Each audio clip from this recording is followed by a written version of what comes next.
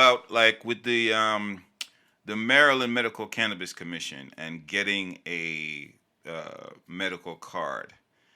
Mhm. Well, you have one, so talk to us a little bit about the process. Talk about how that works.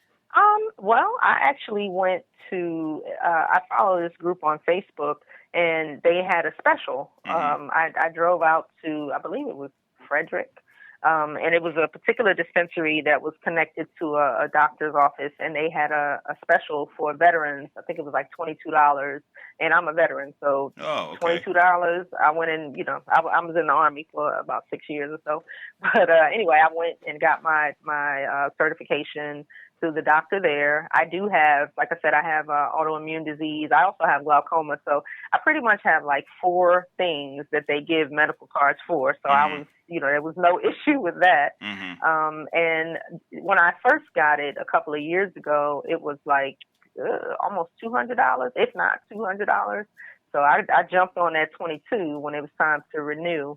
And I have to say, although I think it's expensive, well, it was expensive. I guess the prices are going down now, but it's very convenient, and I'm spoiled now because now I can go into any dispensary and, I pretty much know what I want. I'm a sativa person, or I Mm-hmm. need a high CBD strain. I can go and, pick and choose or whatever, and that I like. I don't, I don't have to go on the street anymore, or, do any kind of illicit things to get my medicine. But that part I definitely like. But again, like I said, I feel like, a lot of times the prices are ridiculous. So I could see why people might not kind of go through that, because if you're on a fixed income and you spend $150 to get get a card, then that might be your budget for your actual medicine. So, So then you got to wait till the next month. speaking of that, because on the website, this is on the MMCC Hmm. Maryland.gov site. It says there's no fee to apply. So the $200 you're talking about, is that the certification fee or is that the application fee? Um, that was the fee. It costs money to get your card.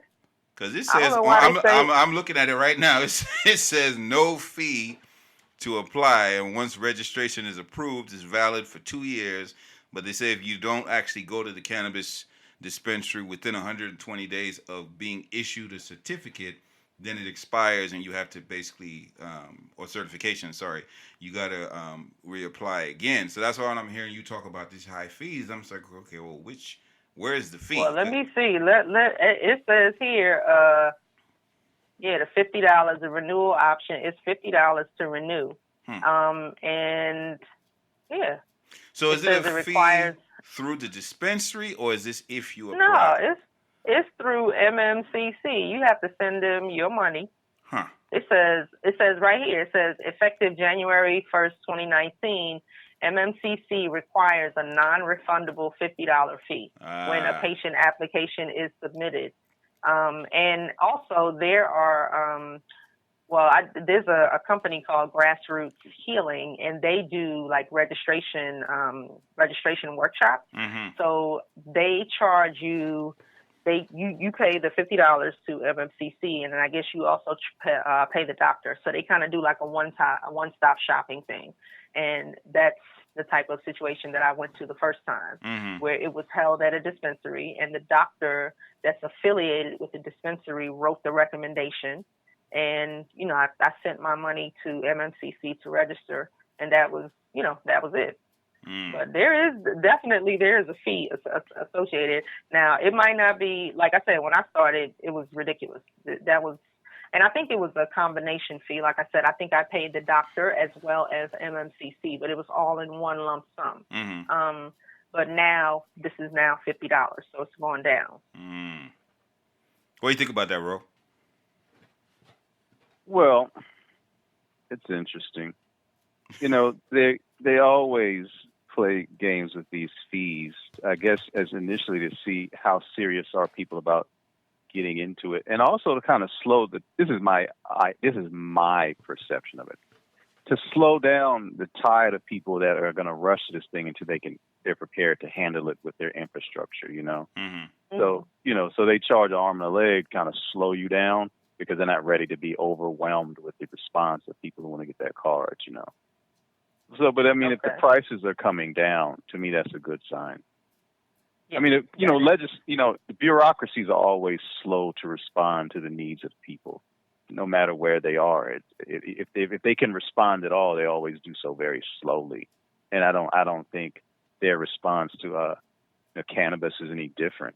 But I think as time goes on, the whole process will get a lot easier once they're in place to deal with it, and then it'll be as miserable as the Motor Vehicles Administration.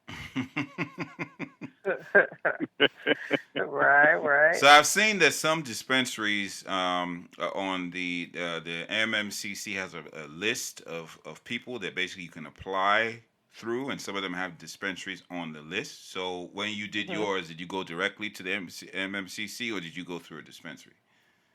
No, I went through a dispensary. Okay. I went through the dispensary that was having the registration thing that day. Oh, so you have to go to one of their registration events, and then it made it easier. That's what I did. I mean, I registered beforehand because you have to have, like, your name has to be on the registry or whatever before you can even go, and get your card. So you do that online, and I got all that paperwork taken care of, and then I went to the registration event that they happened to have at that dispensary because I wanted the one-stop shop. I wanted to get go get the doctor's recommendation and then go right next door and get my medicine and roll out. So that was pretty much what I did. And I find that to be the easiest method because sometimes, like even taking a picture and all of that to get your card, it's a complicated process, right? I guess if you don't have your picture with the right background and all of that, they reject it. So when you go to these events, it's people that know exactly what MMCC is looking for. They help you out, and you like I said, one-stop shopping. And these cards are not like you can't go to another cannabis legal state with this card. It's only good for Maryland, right? It is only good for Maryland, but a lot of states have reciprocity. So, for instance, I go to D.C. with my card. I use my card in D.C. Okay. D.C. has reciprocity. Okay. So, yeah. Okay. And I believe California is no longer an issue, but I'm sure like whatever state has reciprocity, if you have a card from Maryland, then they will accept it. Oh, okay. Well, that's convenient. That's good. It really is. That's good. And it doesn't count against your limit either. So like, you have limits in Maryland, like a 30-day limit. So for me, I think it's like 85 grams or something. And then THC, they count that separately. So like flour is considered one thing, and then any kind of like concentrates, whether it be cartridges or oil or whatever it is, infused, shatter, things like that, that's considered a different THC. So that's a different limit that you have to buy per month. So, and your doctor can set whatever limit you need for whatever your ailment is. So with your doctors, let's say your actual physician or is not into cannabis, and he starts talking about, I don't want to get my license revoked, and all the stuff that some of them say. So what are your options in terms of going somewhere else and getting somebody else who doesn't know you, who's a doctor, to get you the card? Oh, your options are very, very well open. I mean, I'm gonna keep it real. It's you can go to any doctor that says that they give cannabis certifications, medical cannabis certifications. They will certify you if you pay them the money. As long as you have one of the ailments, I mean, trust me, you'll get your card. There are quite a few ailments that qualify. Anxiety. I mean, everybody has anxiety or depression. So basically, if the doctor is giving recommendations, he down with the program. So you'll get your card. Like, you don't have to go. I don't know anybody that's actually going to their actual doctor because most people are still, they still trying to be a little undercover. They still don't necessarily want one hand to know what the other hand is doing. So they don't go to their regular doctors. I mean, I'm just keeping it 100 on this. That's what we're about. In fact, I'm going to ask you for our listeners. You said anxiety was one of the ailments. What are the key ailments that you must possess to help speed this process along? There is a very long list, but I can tell you off the break. So chronic pain, right? So you got arthritis, any kind of autoimmune disease, fibromyalgia. What is it? Man, I don't even know. Now I'm thinking that. Well, if you're in hospice care, you can get your card like today. Mm-hmm.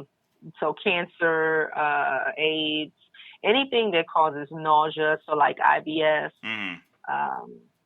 And like I said, anxiety, clinical depression, things like that. Like there's a lot of ailments. But like I said, for me, like if you have glaucoma off the bat, like glaucoma is one of the things that cannabis was prescribed for in the first place, Mm-hmm. because it lowers your eye pressure, right? Mm-hmm. So that was one of the original things. Glaucoma and epilepsy are two things that if you have that, you automatically will get your card. But the other things, like I think there's something called wasting syndrome.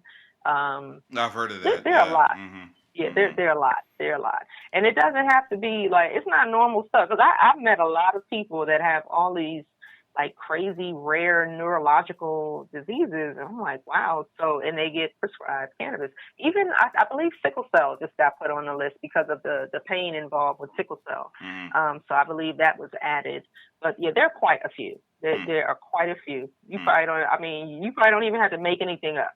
I'm sure that, that leads me to my next question. So if you show up there saying I have wasting disease or whatever it is, how do they verify that that's the case? Or okay, well, you will need some medical records. You will need to prove that. Okay. So yeah, you definitely, okay, so that's where the doctor would be like, I ain't trying to lose my license. You need to show me something. Or, if you're claiming something that's just as grave as that, you should have records to back it up. Okay. If you're claiming something like, depression or anxiety, that particular doctor, he will ask you questions and then kind of determine, what you need or whatever.